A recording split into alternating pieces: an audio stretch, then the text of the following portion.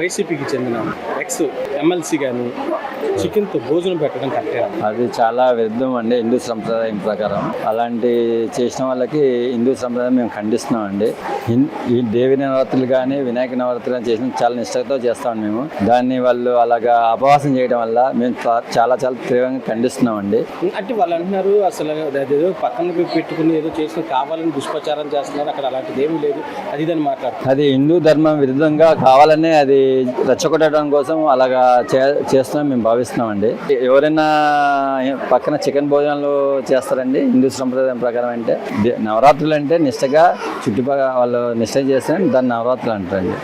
అంతేగాని పక్కన మటన్ భోజనాలు చికెన్ భోజనాలు వండడం చాలా తప్పండి. అది ఏదైనా అంటే సపరేట్గా ఒక 100 అడుగుల దూరంలోనే పెట్టుకోవాలండి. అలాంటి ప్రోగ్రాంలు ఉంటే మండపంలో చికెన్ భోజనాలు మటన్ భోజనం చాలా హిందూ సంప్రదాయం ప్రకారం చాలా తప్పండి.